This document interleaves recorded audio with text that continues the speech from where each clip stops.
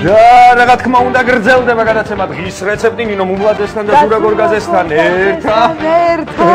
ვისურვებთ ყოველივე საუკეთესოს წარმატებებს დღის განმავლობაში, ენერგიულ განწყობას და მეტად შეიქმნით ენერგიულ განწყობას თუ იქნებით ჩვენთან ერთად უყურებთ გადაცემას დღის რეცეპტი, იფუსფუსებთ ჩვენთან ერთად სამზარეულოში, მით უმეტეს რომ დღეს გვყავს არაჩვეულებრივი გენიალური სტუმრები, მაყურებლის უმეტესობამ უკვე დააფიქსირა მოსაზრება ინტერაქტივი შეკითხვასთან დაკავშირებით, რომ კულინარია არის ხელოვნება, აბსოლუტურად ვეთანხმებით ყველა მაყურებელს, მართლაც რომ ხელოვნება ეს ყველაფერი და ხელოვნების შედევრს დღეს ჩვენ ვნახავთ სწორედ გადაცემაში დღის რეცეპტი, რომელსაც შექმნიან ჩვენი დღევანდელი სტუმრები და ეს ადამიანები არიან ორი არაჩვეულებრივი ადამიანები, ალექსანდრე კელაშვილი, ხო სწორად ვამბობ და თამარ ცინცალაძე, ხო? ჩინჩალაძე. უკაცრავად. თამარ და ალექსანდრე, მოგესალმებით, როგორ გზანდებით? თავად როგორ გზანდებით? დიდი მადლობა რომ დილას იწყებ ჩვენთან ერთად, ესე? დილით სხვა დღეებშიც ვიწყებ დილას. ადრე იწყებთ საერთოდ დილას. ძალიან მიხარია. ძალიან კარგი. მაშინ თქვენგან ესე კომპეტენტური ადამიანებისგან სიამოვნებით მივიღებდი რაღაცა შენიშვნას ან რჩევას, რასაც რჩევას ალბათ შენიშვნას. თუ გაქვთ რამე ისეთი რაც ჯერჯერობით არა, ან მსვლელობის დროს მოგახსენებ. კარგით, კი ბატონო. კარგი და ესე იგი დღეს გველის ბევრი რჩევები მინდა უთხრა მაყურებელს, ბევრი საინტერესო რჩევა, რაც შეეხება სწორედ კულინარიას, ეს ადამიანები, კომპეტენტური ადამიანები მოგცემენ ძალიან ბევრ რჩევას, მით უმეტეს რომ ეს ადამიანები არიან ახლა სწავლების პროცესში, ეს ადამიანები ახლა ითვისებენ ამ ყველაფერს, თუმცა მე მგონია რომ უკვე საკმაოდ კარგად აქვს ეს ყველაფერი ათვისებული, რადგან ისეთი რთული კერძები, ჩემი აზრით რთული არ ვიცი. გვითხრეს რომ უნდა მოამზადონ დღეს გადაცემაში ისეთი ინგრედიენტებია, რომელიც მე ჯერ თვალით არ რაღაც ბევრი უცხო სახელიც იყო. ამიტომ მე მგონი რომ საინტერესო იქნება ამ ადამიანების მოსმენა, ნახვა ამ ყველაფრის, რასაც დღეს გააკეთებენ და იყავით აუცილებლად ჩვენთან ერთად. კარგით, მოდი ეს ყველაფერი ჯერ იყოს ესე. მივატოვოთ ეს ყველაფერი. ჩვენც მოვთავსდეთ ჩვენს ადგილას. მოვთავსდეთ აუცილებლად და მე მინდა დაგისვათ შეკითხვა ყველაზე მთავარი, რაც მაინტერესებს, რამდენი ხანია საერთოდ ხართ ამ პროფესიას, რამდენი ხანია ეუფლებით და როგორ ფიქრობ საერთოდ რამდენი დროა საჭირო იმისთვის, რომ თავი ჩათვალო პროფესიონალ მზარეულად? ჩვენ უკვე მეორე წელია, რაც ვეუფლებით ამ პროფესიას. ერთ სემესტრიღა დავრჩა და დამთავრების პროცესში ვართ. ანუ 2 წლიანი არის. 2 წლიანი არის. იყო. როგორია სწავლების ეტაპი, მაინტერესებს. აი მიხვედით. როგორ დაიწყეთ ეს ყველაფერი და ხო მოვყვეთ რა თავი. აი თავიდან ბოლომდე მოგახსენებთ ხა, ანუ პირველ რიგში დავიწყებ სასწავლებელი, ანუ პროფესიული სასწავლებელი, პროფესიული კოლეჯი იკაროსი, ქართულად. მდებარეობს მარშალ გელუანის 4 ნომერია ეს მისამართი. მე პირადად გავიგე ამ სასწავლებლის შესახებ ინტერნეტიდან.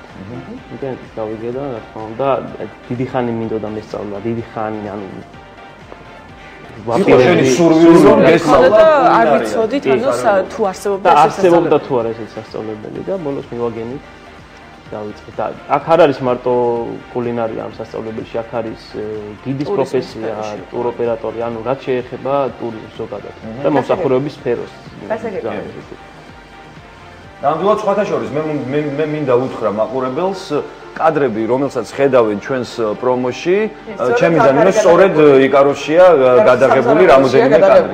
იკაროსის სამზარეულოში, პროფესიულ სამზარეულოში ძალიან მიყვარს ეს სასწავლებელი და სხვათა შორის შენ აღნიშნე რომ შემთხვევით გაიგე რომ ეს შემთხვევით არა ვეძებდი და ინტერნეტში მივაგე. თუმცა ძალიან კარგი პოპულარიზაცია გაუწიეს ამ პროფესიულ სასწავლებლებს. მე პირადად მეც მქონდა საშუალება იმის წინა სეზონზე, სწორედ Real TV-ს ეთერით გადაცემა დღის სტუმარში, ერთ-ერთი ეთერი ჩვენც დაუთმეთ ამ თემას. და თქვენი ხელმძღვანელი ვყავდა ჩვენ ეთერში, ვისაუბრეთ საკმაოდ ვრცლად ამ ყველაფერზე. ესე იგი თქვენს მიმართულებასაც შევეხეთ საკმაოდ ვრცლად. ხო, მოდი დავიწყოთ ახლა როგორია სწავლების მეთოდი, რომ მიხვედით პირველად რა დაიწყეთ. აი მე რა ვიცი, ყველა სასწავლებელში მიდიხარ რაღაცა მარტივი სურვილიდან გამომდინარე, რაღაცა მარტივიდან იწყებ, შემდეგ რაღაცა რთულდება ეს ყველაფერი, აქაც ასე ხდება თუ რა თქმა უნდა ასე ხდება, ანუ თან არის როგორც თეორიული, ისე პრაქტიკული სწავლება. პრაქტიკული ალბათ მეტად საინტერესოა. კი, ძალიან. ალბათ თავიდან თეორიულით იწყებთ. არა, ეს ყველაფერი კომბინირებულია. ქართული სამზარეულოთი დავიწყეთ და შემდგომ აი საფუძვლებით. რა იყო პირველი კერძი, რაც მოამზადეთ? მე მაქვს გასწორდა. არა. კლავ სენდვიჩი იყო. კლავ სენდვიჩი. აი, სულ ცნობილი კლავ სენდვიჩი, რომელიც ალბათ მართლა პირველი უნდა ისწავლო. აჰა. მარტივი მოსამზადებელია და ყველაზე ცნობილია სენდვიჩებს შორის. და ყავს ამ ადამიანებს არაჩვეულებრივი ესე იგი ლექტორები, ნამდვილად კვალიფიციური, პროფესორები ამ საქმეში, მართლაც რომ პროფესორები, ერთ-ერთი არის ყველასათვის კარგად ცნობილი ბატონი მანუელი, რომელიც ჩვენ ყავდა თავის ასევე კოლეგასთან ერთად სტუმრად, თქვენს პედაგოგებზეა საუბარი. თამართან ერთად? ალბათ თამართან ერთად მოვიკითხავთ ამ ადამიანებს, არაჩვეულებრივი ხალხი, რომლებმაც არაჩვეულებრივი კერძი მოამზადეს ჩვენს გადაცემაში უგემრიელეს. იმ დროს დიეტაც კი დავარღვიე, გავსინჯე მაინც. იმდენად გემრიელი. თავის დესერტით ალბათ. არა, თავისი соуს. დღეს არ ქონდა, ხო, დესერტის დღე არ ქონდა და соусით მოამზადეთ ეს ყველაფერი და მაყურებელიც საკმაოდ ნასიამოვნები დარჩა ასე. რამდენად ხშირად აგემოვნებთ იმას, რასაც აკეთებთ? აი, არის ეს გუშინდელი ინტერაქტიული შეკითხვა. როგორი ერთგული მაყურებლები არიან? რა თქმა უნდა ვაგემოვნებ. ეს აი სულ რომ დააგემოვნო ყოველთვის ინგრედიენტის დამატების დროს. ყოველთვის არის საჭირო, მით უმეტეს მზარეულისთვის, რომ იცოდეს ზუსტი გემო იმ კერძის, რომელიც შემდგომში, ანუ განსაკუთრებით სწავლების პროცესში ალბათ, ხო? რომ კარგად დაიმახსოვრო რა გემო და რა რამდენი დოზა. რომ ისეთი გააკეთო. რომ ისეთი გააკეთო. მე არ მივისურვებ ესე იგი სასწავლებლად. ძალიან მაინტერესებს თუ ძალიან მაინტერესებს თუ არის ცალკე ფაკულტეტი დეგუსტაციის. არ არის ეს. არ არის. არ არის. ესე რა კარგი იქნება. მოიდა. რა კარგი ის. ზუსტი ხარაფის არ აკეთებ და აბაში ფულს იხდიან რომ სინჯო კერძებს. არაჩვეულებრივია. მაგრამ ხო არის თქვა თეატრის კრიტიკოსი, მუსიკის კრიტიკოსი, ეს კერძ კრიტიკოსი არ არსებობს? კერძ კრიტიკოსი არის ალბათ კულინართმცოდნე, ანუ მაღალკვალიფიციური კულინარი, ანუ ადამიანმა რომელმაც იცის თითოეული ინგრედიენტი, თითოეული პატარა წვრილმანი რაც კი შეიძლება არსებობდეს კულინარიაში. საზღვარგარეთ ძალიან დიდი მნიშვნელობა აქვს რესტორნების რეიტინგი სწორედ მყარდება იმაზე, თუ ეს კრიტიკოსი მოვა რა დონეზე შეაფასებს ამას და მერე წერენ სტატიებს და ამ შემდეგ ეს ყველაფერი იბეჭდება ჟურნალ გაზეთებში და ამაზე მიდის ბრძოლა და არსებობენ თან ძალიან გაპოპულარებული, ძალიან გავარსკვლავებული კრიტიკოსები, რომელთა ყოველი სიტყვა ძალიან მნიშვნელოვანია ყოველი რესტორნისთვის და ვიცი რომ აი დიდი ბრძოლა მიდის რომ ადამიანმა ეს გასინჯოს და მე რეთქოს აი დეგუსტატორი. მართლაც. თუ არის რაიმე ესეთი აი არსებობს მე მგონი მზარეულს უნდა გქონდეს თავისი რაღაც ესთეტიური მხარესაც აქვს ხო დიდი მნიშვნელობა ეს პირველი არამაგდაც ცევა რაღაცა მიხრა-მოხრა ეს ყველაფერი ამ ყველაფერს გასავლიან თქვენ ამ სასწავლებელში თუ ეს ინდივიდუალურია და თავისით მოდის ალბათ მუშაობის პროცესში ეს მანერები იმდენად არის სწავლება ალბათ როდესაც გასწავლები ჩქარა დაჭერიო მე ძალაუნებური ტრახს ხო პოზიციას ხო თავისთავად მოყვება იწყებ ნელა დაჭრას და გადადის ირგებ ასე თქვა საინტერესოა რა თუ გაგიჩნდათ სურვილი რომ აგეთვისებინათ ეს პროფესია მაინც და მაინც მოდით მაშინ მე პირველ და ერთადერთ მიზეზს არა, მაგრამ პირველ მიზეზს გეტყვით, რომ როდესაც გურმანი ხარ, გემრიელად გიყვარს. მირთმევა აუცილებლად გაგიჩნდება იმის სურვილი, რომ გააკეთო. ისევ ამისად აქედან მოდის, რომ ბევრი გააკეთო, ალბათ ესეთი ვარიანტი. და არის კიდევ გაასინჯო მეგობრებს, გაასინჯო ოჯახის წევრებს, იყო იმათვის მისაღები, თქვათ ამ პროფესიაში. რამდენად ბევრი მამაკაცია ამ სასწავლებელში? ალბათ ქალების რაოდენობა მეტია. რა თქმა უნდა, მამაკაცი არა. არა. მამაკაცები არიან. მე ვარ ერთი გოგო. მართლა? რამდენი ბიჭი? დავყავს ხელის გულზე, ეს არის ჩვენი ძმა, ესე ვთქვა. ჩვეულებრივია. მე რატომღაც მეგონა რომ დიასახლისობის კულტურიდან გამომდინარე, ქალი უფრო მეტი მიმართავდა ამ სასწავლებელს. და თქვენ თუ ეთანხმებით იმ მოსაზრებას, რომ მამაკაცს უკეთესი ხელი აქვს, ესე ვთქვათ. თამონას ეკითხები.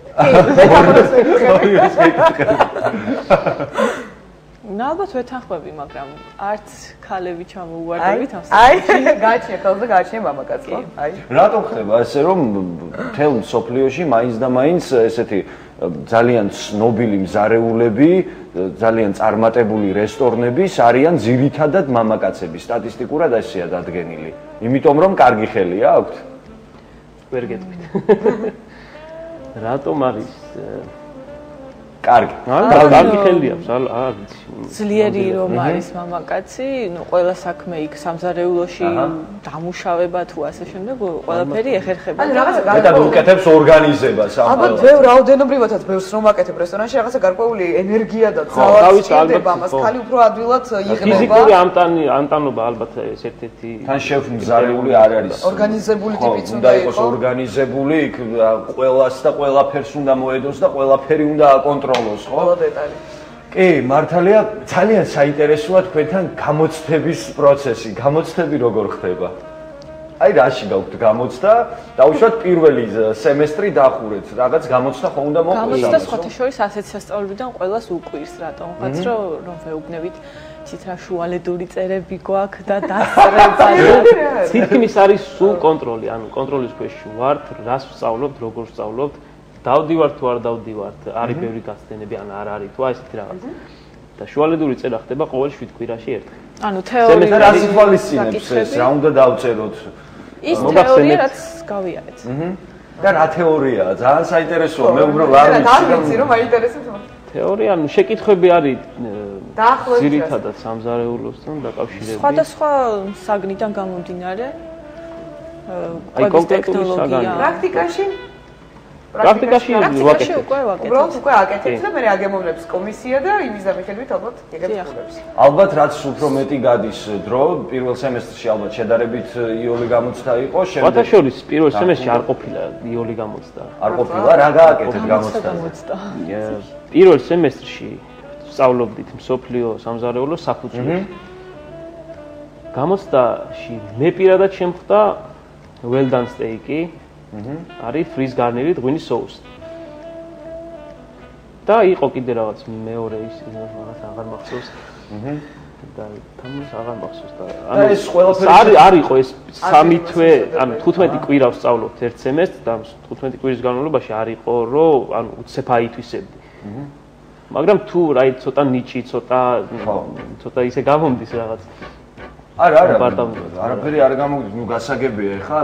ნიჭი ნამდვილად უნდა ამას. ნიჭი ჭირდება ამ ყველაფერს რომ მოამზადო კარგი საკვები, გემოვნებიანი საკვები, რომელსაც მიაწვდი მომხმარებელს და 100 ამოვნებ, ამას ნამდვილად ნიჭი ჭირდება და თქვენ აღიქვთ ამას ხელოვნებად, აი ჩვენი ინტერაქტივის შეკითხვას თუ დაუბრუნდით. რა თქმა უნდა ხელოვნება. ხელოვნება თქვენთვისაც ხო? და არის ძალიან ვრცელი ხელოვნება.